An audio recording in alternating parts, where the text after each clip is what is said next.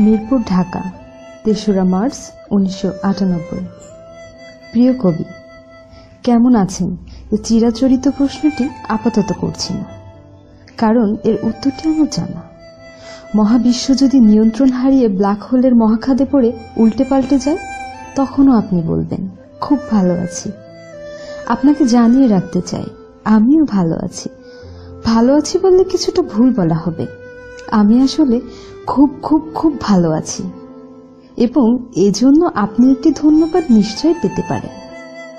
এই যে চিঠিটি আপনাকে লিখছি, ঠিকঠাক আপনার কাছে পৌঁছবে তো? পৌঁছবে আশা নিয়ে লিখছি। যে মুহূর্তে আমি এই চিঠিটি লিখছি, আমার বুকের ভিতর কি দারুণ উত্তেজনা ঝড় বয়ে যাচ্ছে, তা কি আপনি জানেন? চাঁদ কি কখনো জানতে পারে যে তার জন্যই সাগরে জোয়ার ভাটা হয়? অল্প বিস্তর বই পড়ার অভ্যাস থাকলেও কবিতা পড়ার অভ্যাস বা আগ্রহ কোনোটাই তেমন অনুভব করিনি কখনো।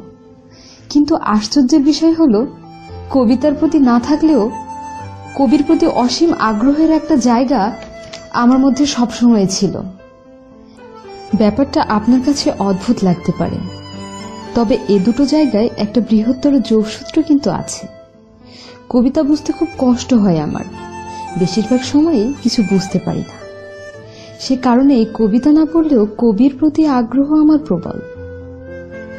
আমি দেখতে চাই, যে চোখে অতি সহজ ও আপাত দৃষ্টিতে তাৎপর্যহীন কোনো ঘটনা বা বস্তু এতটা গভীর ও মহৎ রূপে ধরা পড়ে, সে চোখটা কেমন।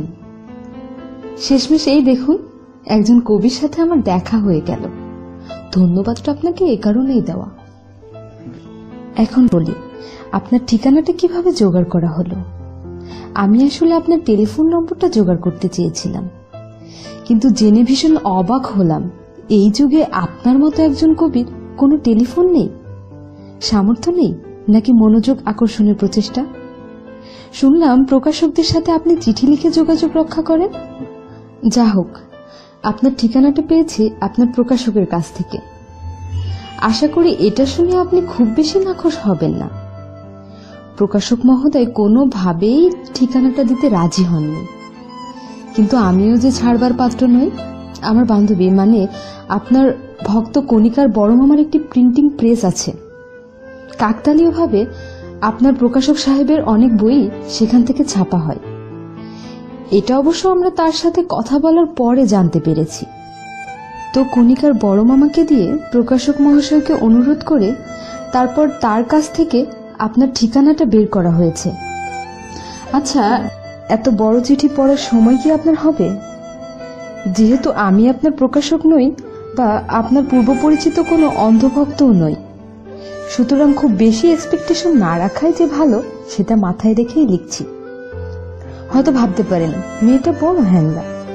সত্যি বলতে আমি কখনো কাউকে এত বড় চিঠি লিখিনি। আমারও তো ধৈর্য নেই বাবা, আপনাকে লিখছি। কেন লিখছি? কারণ জীবনে প্রথম কোনো কবির সাথে পরিচিত হয়েছি, এবং পরিচিত হতে পেরে যার কন্যায় উত্তেজনা অনুভব করছি। আমি আপনার প্রেমে পড়ে গেছি এমন কিছু আবার মনে করবেন না যেন। পুরুষের কোনো বিশ্বাস নেই, সে কবি হোক বা প্রতারক। সকল পুরুষই নারীর হাসি মুখকে প্রেমের প্রথম লক্ষণ ভেবে ভুল করে। সত্যি করে একটা কথা বলি, আপনার বইটি কিন্তু আমি কবি বা কবিতার প্রতি আগ্রহ থেকে কিনিনি। কিনেছি একজন কবির বই তার অটোগ্রাফ সমেত সংগ্রহে রাখার অভিপ্রায়ে। বইয়ের নামটা খুব সুন্দর হয়েছে, নিশিকাব্য।